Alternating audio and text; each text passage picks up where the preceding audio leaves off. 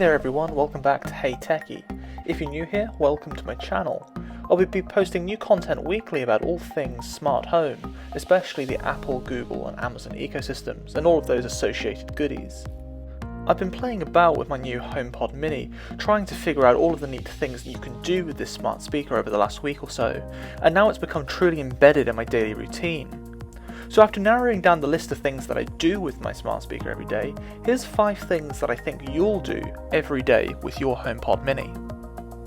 To caveat this video from the start, I should tell you that I work from home, and so primarily this list will be anchored in my experiences.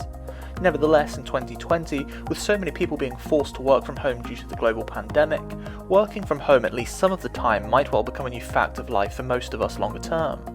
If that applies to you, you definitely want to consider investing in a smart home now for maximum productivity in the future.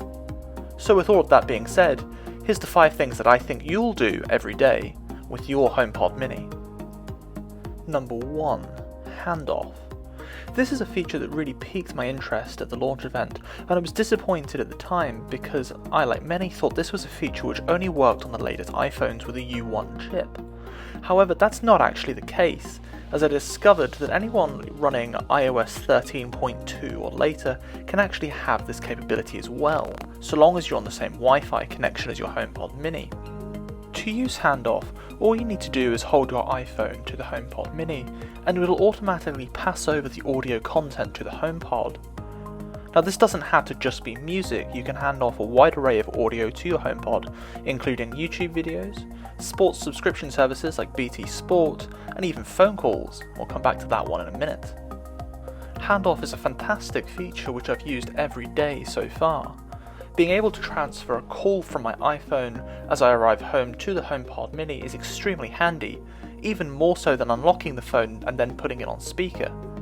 Also, the feature works seamlessly with AirPods, allowing me to transfer my musical calls directly to the HomePod Mini speaker, and it works fantastically every single time. The 4 inbuilt microphones in the HomePod Mini allow you to be heard with absolute clarity, even if the audio on the call is turned up loudly. I think this feature could be fantastic for those of you with elderly relatives who struggle to hear phone calls even when they're put on speaker, and especially good for family group calls this Christmas, at a time where plenty of people won't be able to sit around the Christmas table as normal. Number 2. Phone calls. Building on the last feature, your HomePod Mini can actually make calls using your iPhone. You don't just need to rely on Handoff for this feature. In a year where a lot of people have had to start working from home, this is a great feature to have because it allows you to make calls without getting distracted by the notifications on your phone or other apps. Your phone can remain out of sight, but you can make the call that you need to using just your voice.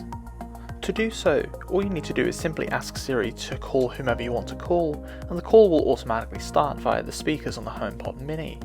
You can answer incoming calls too, by asking, HeyTechi, answer the phone. And again, this feature works well with Handoff, so if you're leaving the house whilst on a call, you can pass the call back to your iPhone so you can walk and talk. Number 3. Messages. Like phone calls, you can also send messages from your HomePod Mini. Working again in conjunction with Apple's Messages and Contacts apps, simply ask Siri to send a text to whoever you want to message, and simply read your message out. Siri will then confirm with you the content of the message before he then sends it to your recipient. So for example, you can say, HeyTechi, send a message to Jeff. Siri will then check with you what it is you want to say and read it back to you, and then eventually, after a few seconds, he will send it. And this is a very handy feature, especially if you want to stay away from all those annoying notifications that tend to pepper your home screen. Number 4. Shortcuts. Now, shortcuts is probably one of the more intimidating aspects of Apple's ecosystem because it involves a little bit more work on the part of the user to get to grips with them. But once you've worked out what you're doing, it can transform how you use your HomePod Mini and your smart home by elevating it to the next level. I'm planning on creating a range of videos on this topic specifically, so make sure to come back here again if you're interested in that kind of content. But in short, the Shortcuts app on your iPhone allows you to create a customized sequence of events on your Apple and HomeKit devices. With a little bit of technical know-how, you can also use external devices like an NFC chip, which when scanned, triggers certain actions in your smart home. For the HomePod Mini, you can set up routines easily, so you can turn off all of your smart home lights, play a soothing lullaby, and set an alarm for the following morning with absolute ease.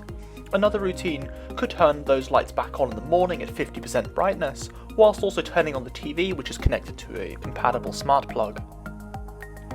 Another example includes using non-Apple supported devices through Apple's Siri system. For example, if you use Tile, you can search out for your Tile tags using Siri via shortcuts, which is really very handy and useful if you constantly misplace your keys and wallet. Shortcuts is probably one of the most underappreciated elements of the Apple smart home system, in part because it can be quite confusing, so please make sure to check back to HeyTechi again soon for more content on that. Number 5. HomeKit devices. The final aspect in this video is the fact that your HomePod Mini can be the hub of your budding smart home. In the preparation for buying my HomePod Mini, I had installed my various other smart devices which were compatible with Amazon and Google, and ordered a number of new HomeKit supported devices instead. Whilst HomeKit devices tend to be significantly more expensive than others you might find on the market, in the UK, a trip to IKEA might be very profitable. Launched last year, the IKEA smart home range is both highly affordable and, most importantly, HomeKit compatible, and it's allowed me to fast-track rebuilding my smart home. There are hundreds of HomeKit compatible devices out there, ranging from smart bulbs to motion sensors to power strips, security cameras and motion sensors, and having all of these devices accessible using the power of just your voice really will make it feel like you're living in the future. Having set up your HomeKit devices, they'll be controllable with all of your Siri-enabled devices, including your MacBook and Apple Watch, devices you might forget that you actually have Siri on. Whilst you don't need a HomePod Mini to be the hub of a smart home, if you want to be able to set up home automation, you'll need either a HomePod Mini, an Apple TV, or a dedicated iPad, especially for that purpose. In my mind, therefore, that makes buying a HomePod Mini the cheapest of these options and the most desirable, especially if you're looking at building a smart home. In my opinion, it's the best option out there, unless you already have a spare iPad or have invested in Apple TV.